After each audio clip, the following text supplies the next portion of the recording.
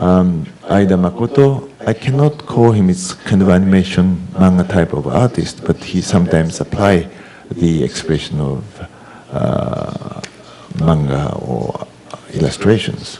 This is shown in Yokohama Triennale in 2001, which he smashes a lot of girls in the mixer to drink. And this is owned by, well, I shouldn't say that, but he belonged to Mitsuma-san, who is here, I guess. And Akira Yamaguchi, and these are all applying traditional Japanese painting style, depicting contemporary life of people. So this is one of the trend.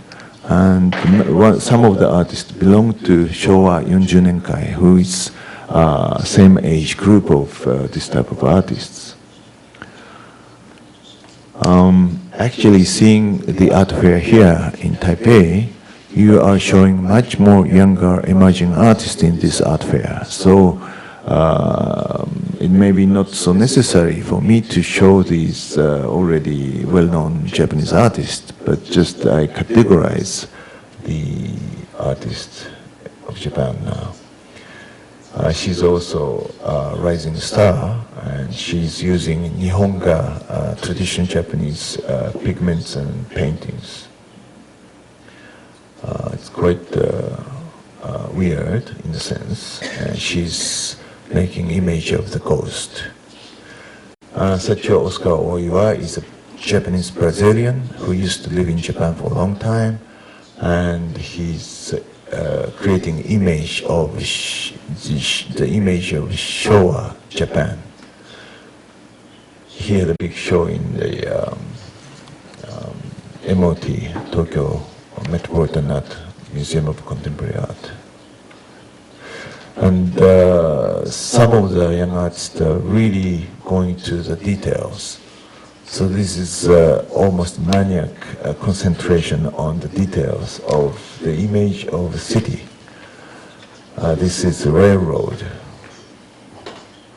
And then Tomoko Konoke is, again, she's making now big installations and big works, but also her technique is almost like etching. It's so minute, detailed drawings. This is one of the paintings.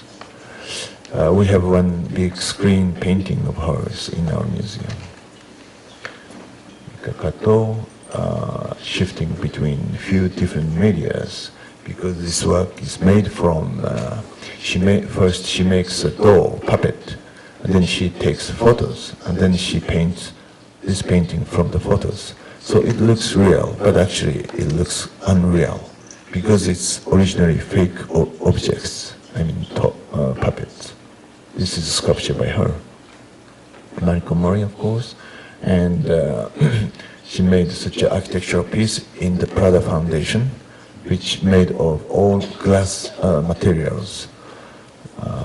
And this is shown in Singapore Biennale, which glitters by the, I don't know how to explain, this is complex, but the neutrino in the space is hitting the Super Kamiokande, which is a huge sensor in Japan, under the ground. And then this information comes to this sculpture and it shines. So it is very scientific, and it's also using one of the most advanced technology, and it's linked to this very minimal objects. Nomura Hitoshi I respect him very well, living in Kyoto for a long time and making works with astrology. So this is a 5 lines on the film, and he takes moon randomly. Then the moon comes on the 5 lines, so it becomes like a music score.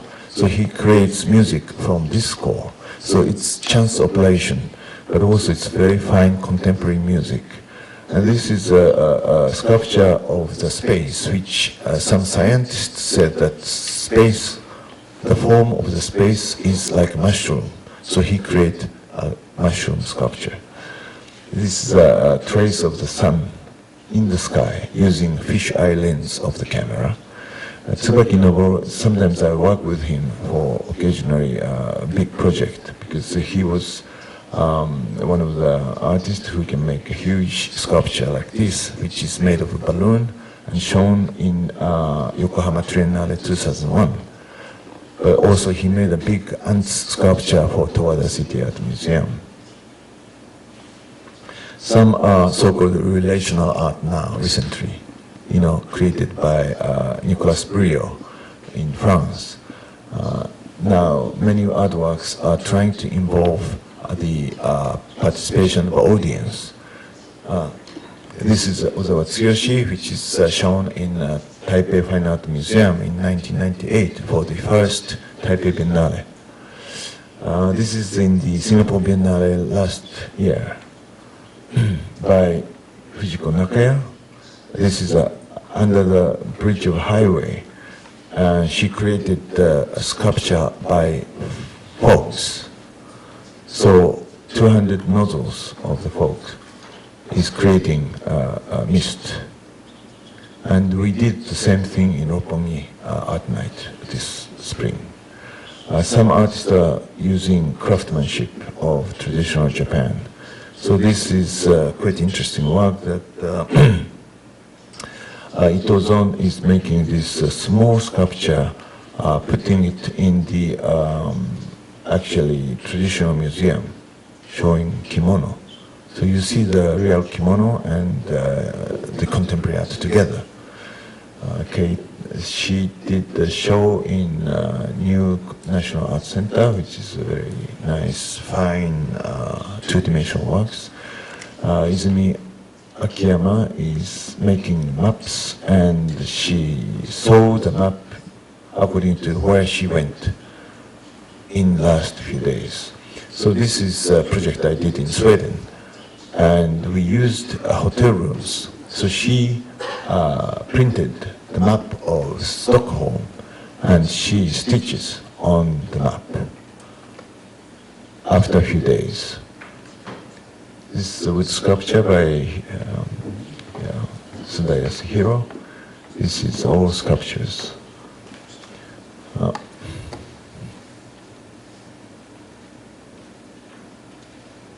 And video is another important area. And I tried to show the movie, but it didn't work, so I just skip it. Photography is another area for many young talents. And now I have been a jury of a Canon contest for young artists, photographers. I have seen 1,000 works every year, and some of them became quite important artists. And I think Japan continued to be a creative country for contemporary art and photographies. But after showing these images, I regret a little bit that I didn't show you the image of Singapore Biennale and also the area where I visited very often recently. Because Singapore Biennale had shown quite many Taiwanese artists as well. Seeing Tsai Chao-wei's work in this art fair in Osage Gallery, Jane Lee as well, I should have shown those images as well. And also, in the summary of your printed material, I mentioned about Middle East. I think Middle East is actually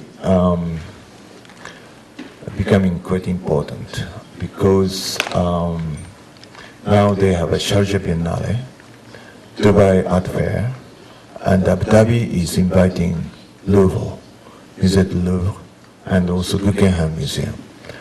4 big museums will be built in the sea on Museum Island, all made by famous architects like Zaha Hadid, Tadao Ando, Frank Gehry, and Jean Nouvel.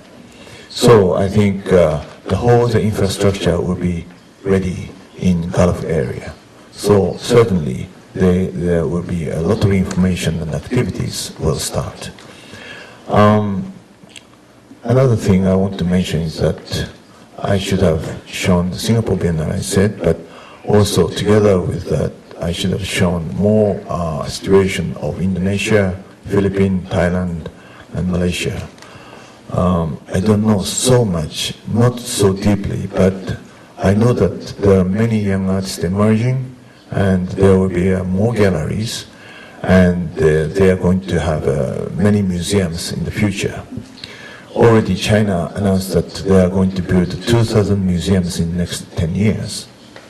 I think it's a joke, but at least 200 may be built, including traditional art and artifacts.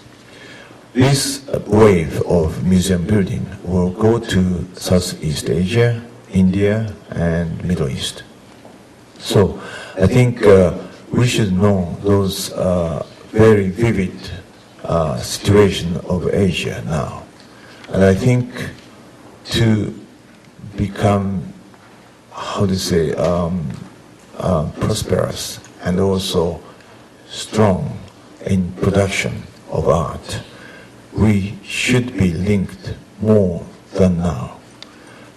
All the galleries, art fairs, museums should be more collaborative and should have more information each other with about the neighbor countries, neighbor regions.